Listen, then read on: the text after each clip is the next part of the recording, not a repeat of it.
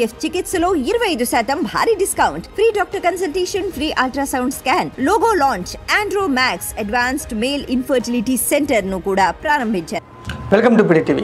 AP రాజకీయాల్లో గత కొన్ని రోజుల నుంచి కూడా పిఠాపురం నియోజకవర్గం గురించి పెద్ద ఎత్తున చర్చ జరుగుతుంది. వైఎస్ఆర్ కాంగ్రెస్ పార్టీకి అతి త్వరలోని భారీ షాక్ తగలబోతుంది.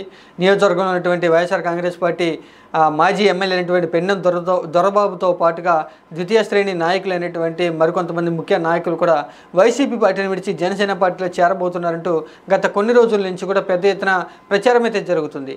అది కేవలం ప్రచారం కాదు, దాన్నే నిజం చేస్తూ రేపటి రోజున పెన్నెం దొరబాబు పార్టీ మారేందుకు ముహూర్తం ఖరారు చేసుకున్నట్లుగా తెలుస్తుంది. గడిచినటువంటి ఎన్నికల్లో పెన్నెం దొరబాబుకి వైఎస్ఆర్ కాంగ్రెస్ పార్టీ అధినేత వైఎస్ జగన్మోహన్ రెడ్డి ఎక్కడ కూడా టికెట్ కేటాయించలేదు. కాకినాడ ఎంపీగా ఉన్నటువంటి వంగా గీతను పిఠాపురం నియోజకవర్గ వైఎస్ఆర్ కాంగ్రెస్ పార్టీ ఎమ్మెల్యే అభ్యర్థిగా పవన్ కళ్యాణ్ మీద పోటీగా అయితే దింపడం జరిగింది. అక్కడ పవన్ కళ్యాణ్ భారీ మెజార్టీని సాధించడం జరిగింది. జరిగినటువంటి ఎన్నికల్లో పెన్నెం దొరబాబు కూడా ఎక్కడా కూడా చురుగ్గా పాల్గొనుకోకుండా, వంగా గీత యొక్క గెలుపు కోసం పనిచేయకోకుండా ఆయన కొంత నిశ్శబ్దంగా అయితే ఉండడం జరిగింది. అప్పటి నుంచే పెన్నెం దొరబాబు పార్టీ మారబోతున్నట్టు ప్రచారం జరిగిన గత కొన్ని రోజుల నుంచి కూడా వేచి చూసినటువంటి పెన్నెం దొరబాబు రేపటి రోజున అంటే బుధవారం నాడు పార్టీ మారేందుకు ముహూర్తం ఖరారు చేసుకున్నట్లుగా తెలుస్తుంది.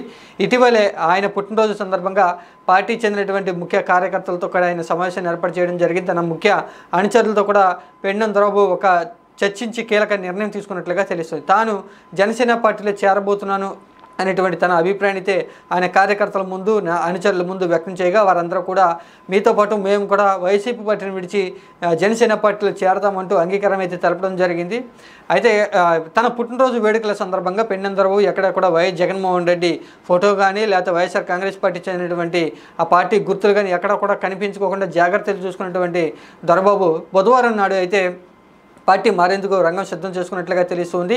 ఎమ్మెల్యే టికెట్ దక్కపోవడం అనేది ఒక అసంతృప్తిగా పెన్నెం దొరబాబుకి అయితే కనిపిస్తుంది. ఆ తర్వాత టికెట్ దక్కకపోయినా కూడా జిల్లా పార్టీ అధ్యక్షుని చేస్తారని వైఎస్ జగన్మోహన్ రెడ్డి మాట ఇచ్చినా కూడా అందుకు సంబంధించి ఎటువంటి ముందుకు వెళ్ళకపోవడంతో పెన్నెం దొరబాబు ఇక వైసీపీ పార్టీని విడిచి జనసేన పార్టీలో చేరిపోవాలని ఆ నిర్ణయానికి వచ్చేసినట్లుగా తెలుస్తుంది. రేపటి రోజున బుధవారం నాడు పెన్నెం దొరబాబు వైసీపీ పార్టీని విడిచి జనసేన పార్టీలో చేరబోతూ ఉన్నారు. ఇక వైఎస్ఆర్ కాంగ్రెస్ పార్టీకి పిఠాపురం నియోజకవర్గంలో ప్రస్తుతం ఎలాంటి ప్రాతినిధ్యం లేకుండా సైలెంట్గా ఉన్నటువంటి పరిస్థితి.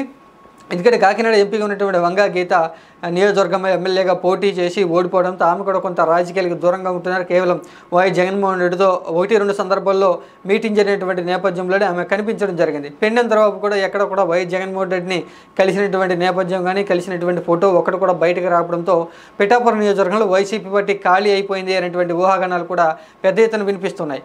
ఇక ఆ పిఠాపురం నియోజకవర్గంలో పవన్ కళ్యాణ్ అయితే రాజకీయంగా తన యొక్క నియోజకవర్గాన్ని సుస్థిరం చేసుకునేందుకే రాజకీయంగా పావులు కదుపుతున్నట్లుగా తెలుస్తుంది. వైఎస్ఆర్ కాంగ్రెస్ పార్టీ చెందినటువంటి కీలక నేత అలాగే నియోజకవర్గ మాజీ ఎమ్మెల్యే అయినటువంటి పెన్నెం దొరబాబుని వైసీపీ పార్టీ నుంచి జనసేన పార్టీలో చేరుకుంటే తన యొక్క రాజకీయ భవిష్యత్తుకి మంచి పునాదులు వేసుకోవాలని పవన్ కళ్యాణ్ పావులు కదుపుతూ ఉన్నట్లుగానే తెలిసి దానికి సంబంధించి సక్సెస్ అయినట్లుగా తెలుస్తుంది. ఇక పెన్నెం దొరబాబు జనసేన పార్టీలో చేరడం కూడా అక్కడ స్థానికమైనటువంటి జనసేన పార్టీ శ్రేణులు కూడా స్వాగతిస్తున్నటువంటి నేపథ్యం. ఎందుకంటే పెన్నెం దొరబాబు జనసేన పార్టీకి ఎక్కడ కూడా వ్యతిరేకంగా ఆయన మాట్లాడినటువంటి నేపథ్యం లేదు. పవన్ కళ్యాణ్ మీద పోటీ చేస్తారని చెప్పారు తప్ప ఎక్కడ కూడా పవన్ కళ్యాణ్ దూషించినటువంటి నేపథ్యం అయితే పెన్నెం దొరబాబుకి లేదు.